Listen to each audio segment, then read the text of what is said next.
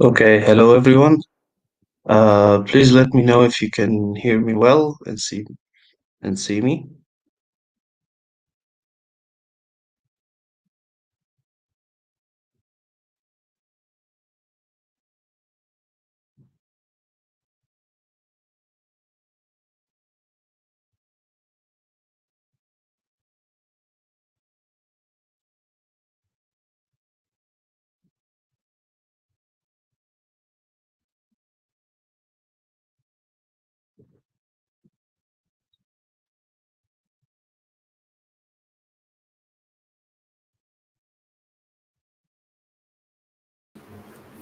Hello, Ahmed. Let me adjust my chair. Hi, how are you doing today? Good morning. Can you hear me? Good morning. Oh, great. Thank you. I Yeah. hope everything is great too. Are you really excited to start the event? Yeah, To start, yes. sure. Yeah, here you go. Our first speaker, ladies and gentlemen, please join Ahmed Hussein on his first speech. Let's start the. Let me introduce Mohammed Hossam. So it's a great pleasure and anticipation that I introduce our keynote speaker, a true luminary in the world of gamification, Ahmed Hossam, the gamification guest lecturer at Oakland University, chair of the International Gamification Confederation, and the president of Gamification MENA, stands before us as a beacon of innovation and expertise. As a keynote speaker, consultant, designer, and facilitator on gamification, Ahmed's influence is truly global, and his impact has been recognized with the esteemed Best Gamification Consulting CEO 2023 MENA Award. Wow, that's great. Having consistently ranked in the Global Gamification Gurus Power 100 since 2015 and securing the second spot in July 2017, Ahmed's journey in transforming industries and empowering startups to Fortune 500 companies is nothing short of remarkable. Get ready to be inspired and enlightened as we welcome Ahmed Hossam to share his insights into the captivating world of gamification. What a bio on that! What number of achievements are great. So, we wish you all the very Thank you best so much. for our keynote. Ladies and gentlemen, let's welcome Ahmed Hossein on his first keynote session of the day. And let's all welcome him. And the stage is all yours. Thank you. I'll be signing off and we'll be coming back. All the best. Okay. Whoa, that was a great introduction. Thank you so much, Melinda. Hello, everyone. This is Ahmed Hussam, and we will be talking today about maybe one of the most innovative topics these years in the field of psychiatry and mental health, and that's using gamification for mental health recovery and resilience. We have a lot of case study been trying to apply gamification these years in this field, and I think people will really be enjoying how this field is doing great in the mental health area. So I'm going to share my presentation now. Please let me know once you can see it.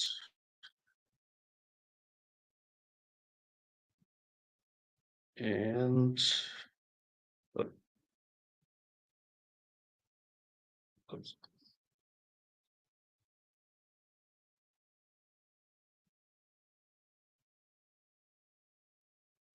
and here we go.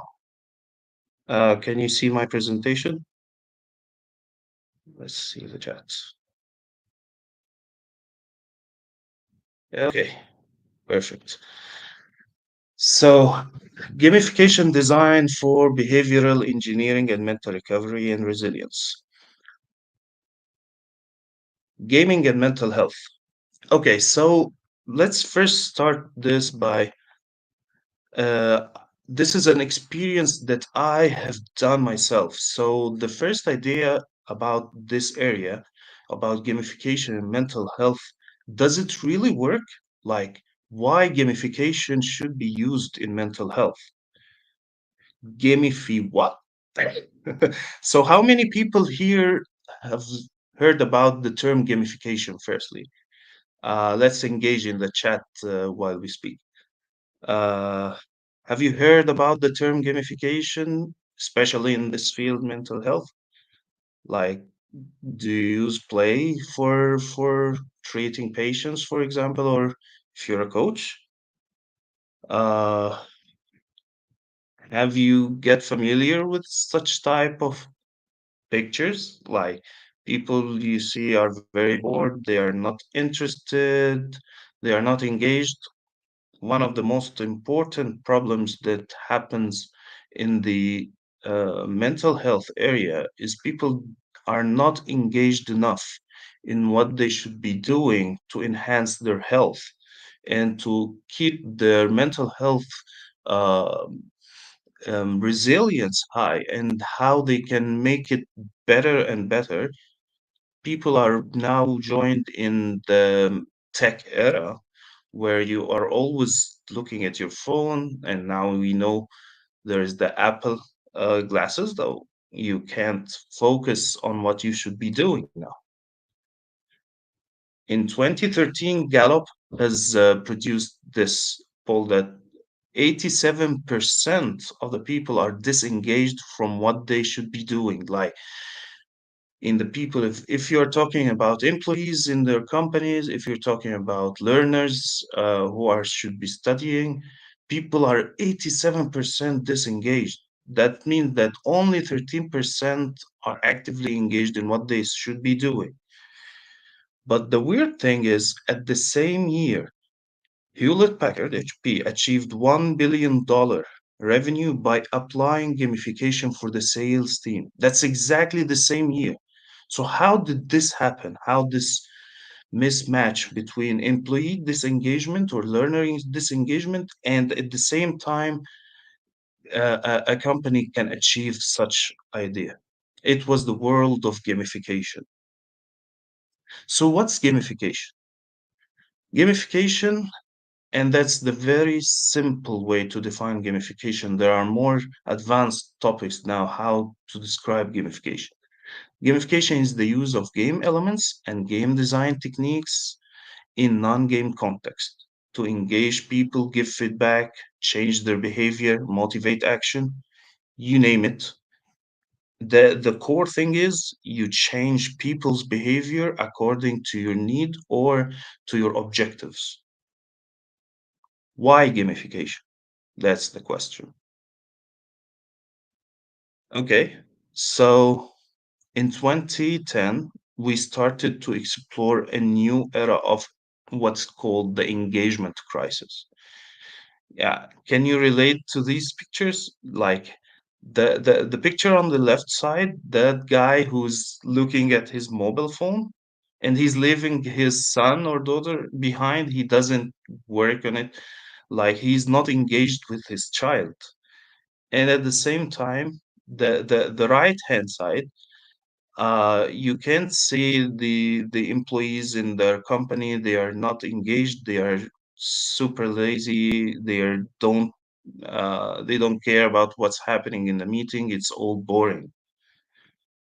In the same year, Nelson has produced a poll that 80% plus of the people are actively engaged in a second screen. Like you don't only watch TV, you watch TV and you can check your mobile phone too. Like TV in itself is no longer engaging enough. So you passive engagement is not enough. So now you need to look at another second screen, your mobile phone, while you're checking your TV because you are not enough with one engagement tool.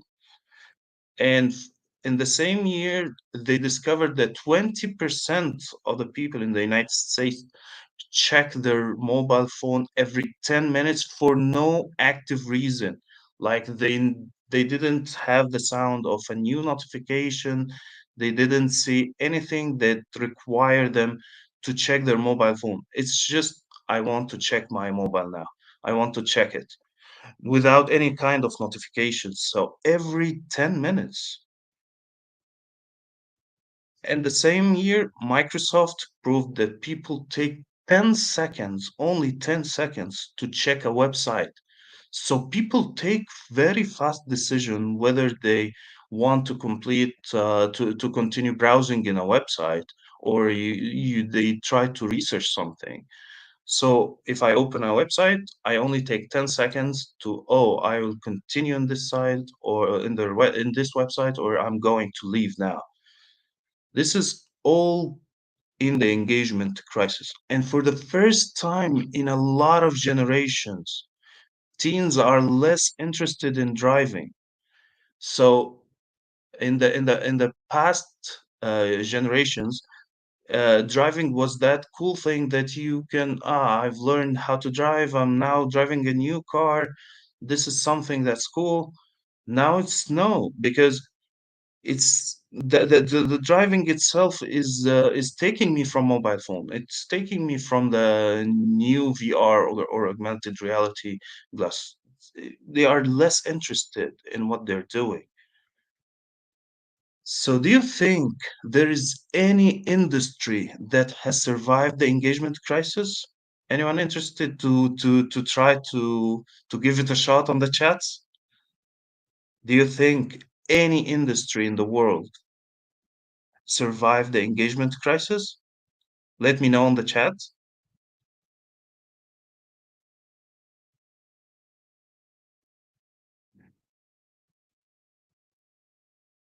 Can you hear me well?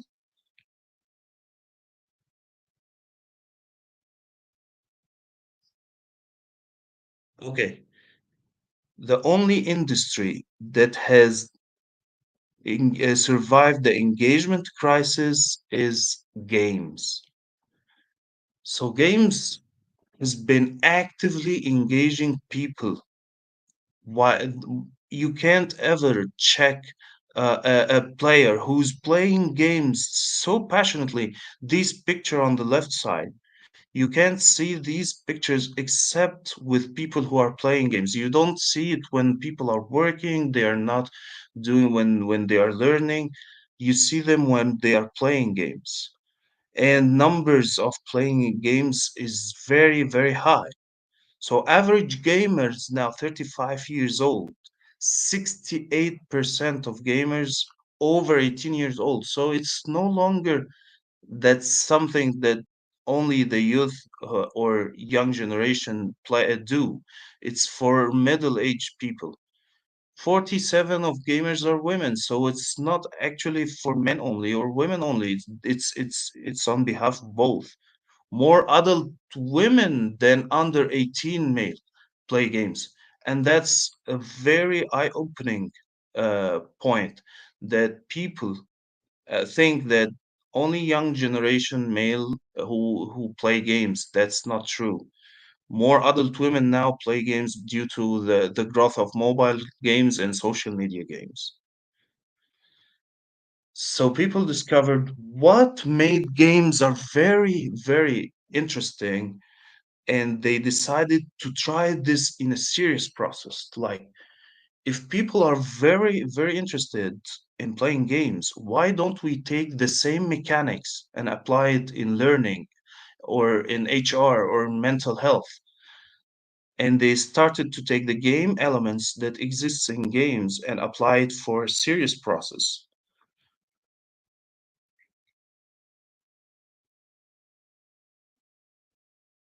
Yeah, we will discuss this now.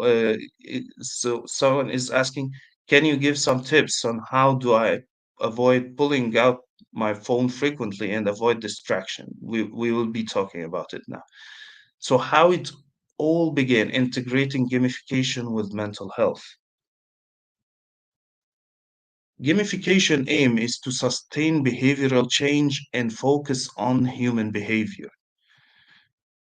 Does it sound any familiar? It's exactly the same thing in psychiatry and coaching. You try to, when you go to a therapy, you try, or a coaching session, you try to make behavioral change and ideas. inside the brain of the patient or in the coachee, and focus on the human behavior and how he's doing it, how he's putting his goals, and how he's trying to achieve them. So gamification is now having the same exact objectives that a coaching session might have. You have long-term development challenges and objectives. You use both gamification to uh, to uh, to uh, to achieve those problems that's having in the mental health. What's the biggest obstacle that usually that you usually face when you're coaching a person? The biggest problem is the disengagement that happen. So people get very inspired. Firstly, they try to achieve their goals. They are very motivated to become better, and over time, this start to decrease gradually. You can start to use gamification techniques here to improve those challenges for the patient. So instead of having the curve downward in engagement of the user, you start to improve this by using the gamification to achieve higher engagement results. So let's talk about some very quick case studies that we've used in order to achieve this. Uh, First of all, we had this kind of a group sessions uh, um, that they are all coaches and they have group coaching. We tried to engage them using gamification in like a Lego format. So the Lego is everyone who will do his job in the coaching session, in the goals they want to achieve. They will take one piece of the Lego, and then they all together try to form like a building with this Lego, and then we have to cooperate together in order to achieve this goal. But the thing is, if someone start to get disengaged, their pieces of the Lego will not be achieved. So the other teammates start to help him to to to revive his engagement and to increase his presence and achieving his goals. So he gets back and try to build with them that Lego. Another in this Lego challenge, we discovered that competing teams together in a form of competition, cooperative competition, it increases the motivation of having different competition between teams, and at the same time they have goal to build this building. Physical rewards.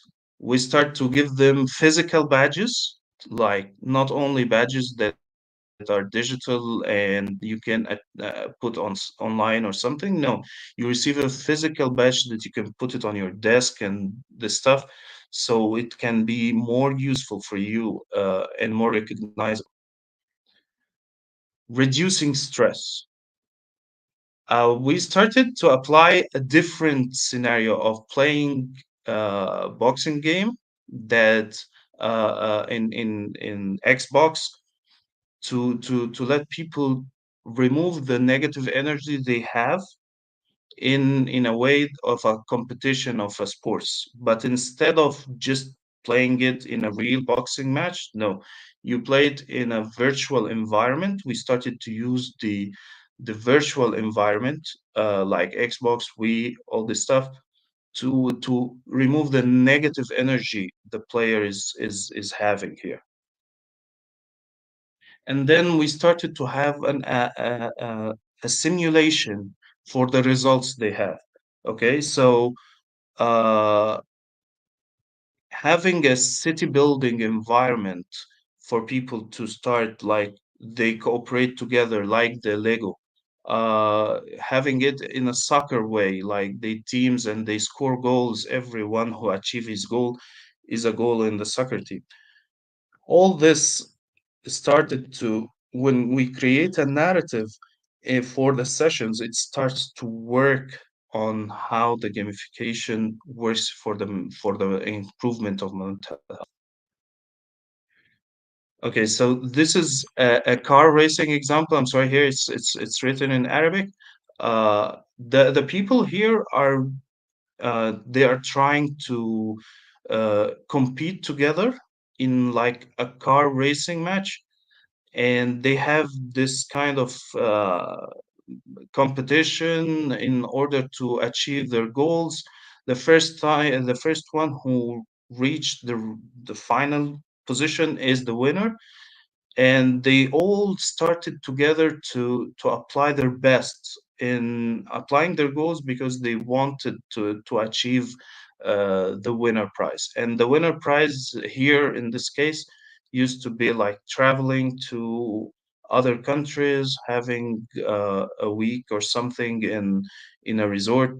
So it becomes very useful for them on the side of engagement and the result, the goal and the mind that can also improve their mental stability. We started to give them the missions in a form of a pirate paper, like one of the themes that we were doing in a learning journey was pirates and sailors. So they started to get a mission in this old papers, which is like a treasure hunt, and how they should start to discover and do their missions. We try to apply the narrative in every way inside the the design. And this is the email that we send. So instead of sending email, yeah, you have this one, two, three goals. We started to send the email in the narrative itself. This is like an emergency that people need to work together. There's a dragon who is coming out and facing the ship, and you need to make sure to attack it or to avoid it.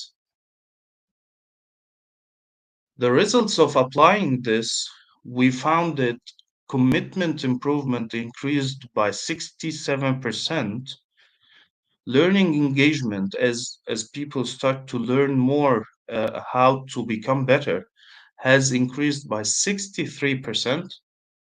Game engagement, people who were engaged in this game, they were 70% of the entire team who were adopted in this test, and gamification adoption was 74% of all the teams. So why gamification works? A lot of people think that gamification is about the technology. So I have to use VR, I have to use augmented reality, I have to be very high tech or something. That's not true.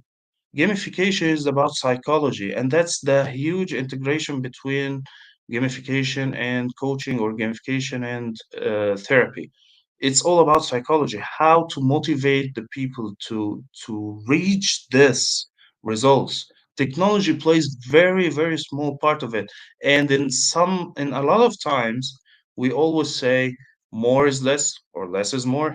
No, you don't need to apply more gamification in order to achieve. No, what will engage people is what you need to do. So, based on your objectives, you work on the psychology of the user and improve what they need to do to be done.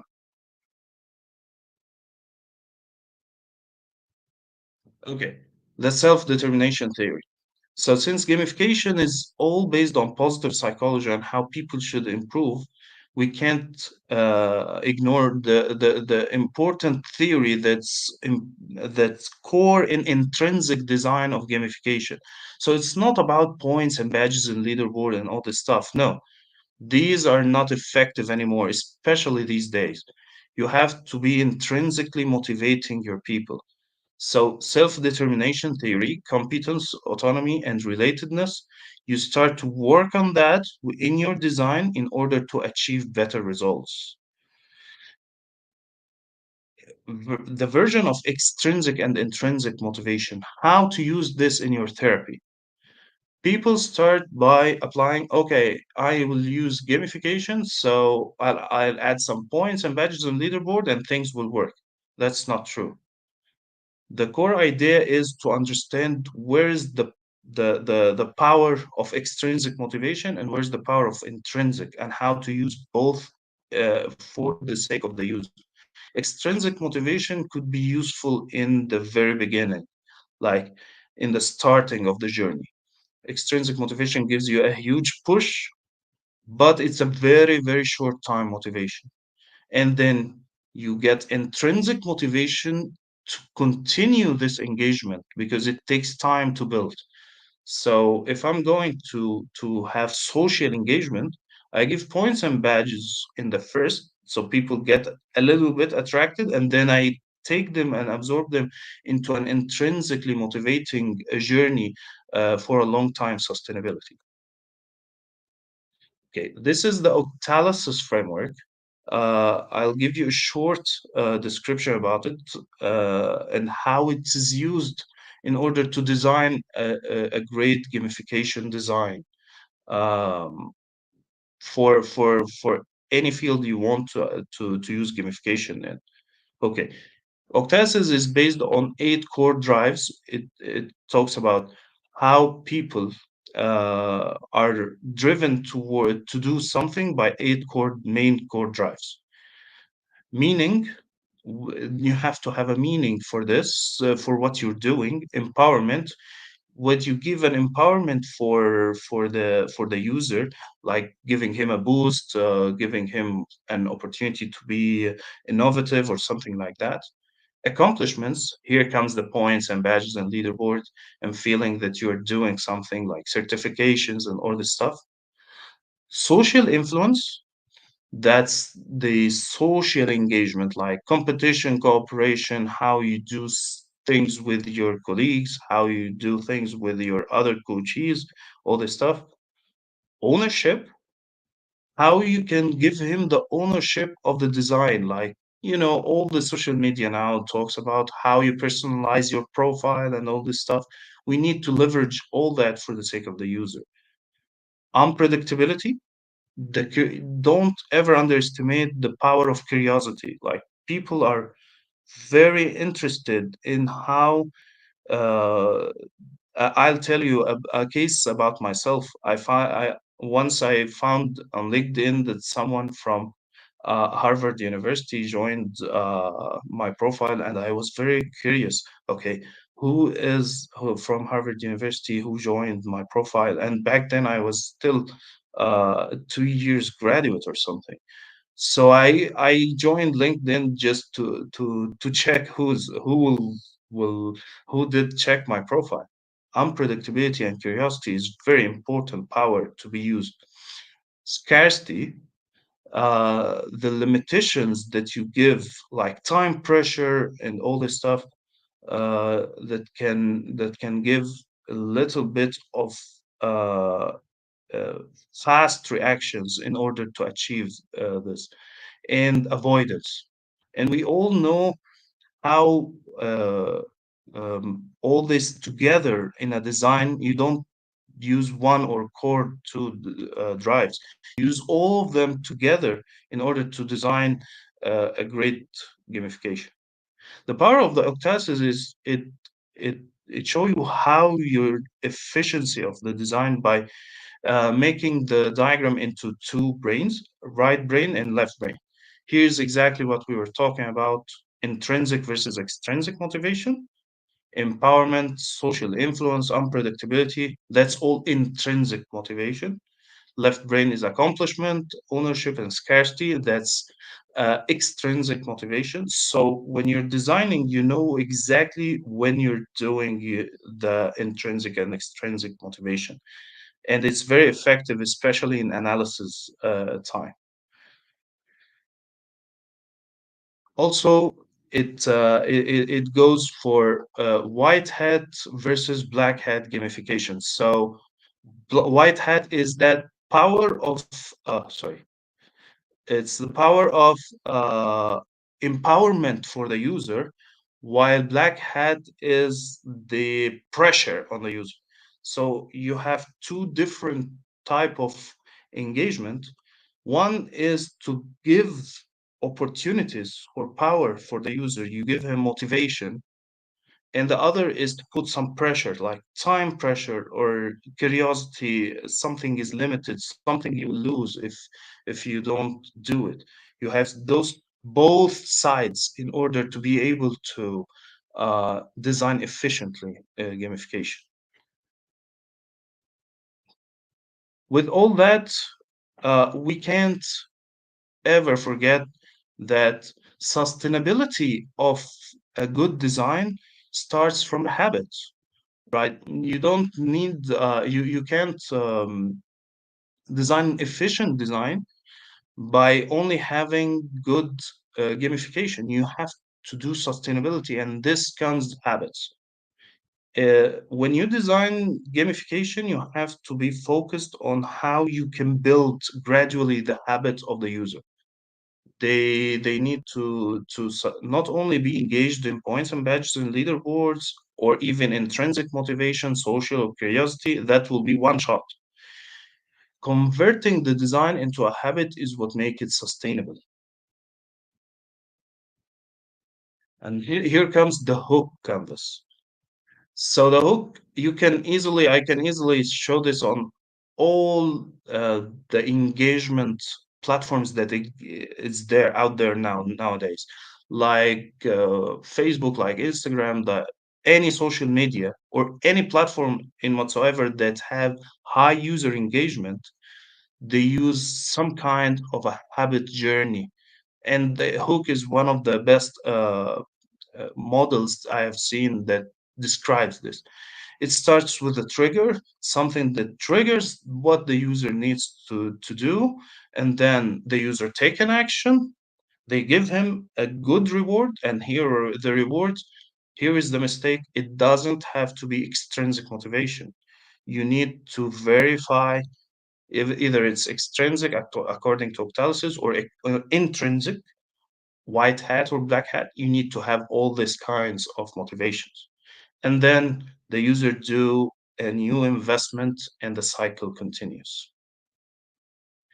So gamification is not creativity, gaming, or fun. It's the art of motivating people using positive psychology and game designing to create an impact.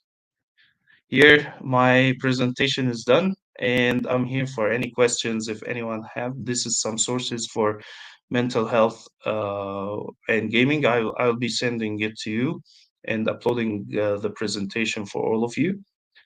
And these are my contacts. You feel free to, if you have any questions, I'm here. Wow, what an incredible and insightful and engaging speech. Wow, that's very inspiring. Your ability to Thank you blend so the much, Madan. practical wisdom, captivating all the real time points that really hit home. I especially appreciated how seamlessly you wove in the real time experiences and illustrate the power of gamification. You have also inspired us, Thank you. but also equipped us with the knowledge, with the valuable strategies to implement some of the key points. Thank you so much for sharing your expertise with us. We do have a question, so Melinda will be asking you the question. Thank you so much, Sure. Ahmed, for the wonderful presentation today. So we have a question from our audience. This is the first question. So, what ethical considerations should be taken into account when using gamification in mental health? So can you repeat the question again? So, what ethical considerations should be taken into account when using gamification in mental health?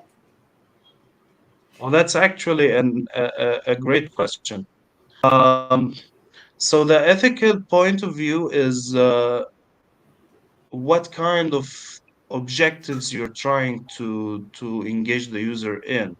Like if you're black hat and white hat motivation, this is not one is a bad design and one is a good design. That's not what's meant by white and black. It's about push and give. but pull and give. But when you try to design a gamification scenario that can abuse the user in somehow in the objectives, you're trying to use the user. And there is actually an organization out there that that you have to sign in order to design ethical gamification, that talks about this point. What kind of objectives you're trying to achieve? If the objectives is using the user, here then there is the ethical problem. If it's for the user's sake, then here you don't have the ethical problem. In the end, when you're using gamification for the recovery or for coaching, your first and the most important point is how the user will feel and what kind of goals the user have. You can't contradict your goals with the user's goals, right? If he's a patient, then definitely his goals is to become better. If he's coaching and if it's coaching and he's trying to get better at his work, then that's more than enough. You don't need to put your objectives above his objectives. Oh, that's very well answered, Ahmed. Hope you enjoyed this session. Our first session, ladies and gentlemen, that's Ahmed Hossein. If you are interested to reach out to him, please post your card in the chat window, Ahmed, so that our audience can reach out to you. Hope you will enjoy the rest of the day with the next sessions. Thank you so much, ladies and gentlemen. Please join Thank you. our next session, Sabah Akhil. Please join her session. Thank you. Thank you. Thank you so much, Ahmed. Shruti, it was really a good start for the Day Yes. One event 2024 Virtual Summit. Thank you so much for sharing your wonderful presentation. And thank you so much. Please join our next session. Thank you. Thank you.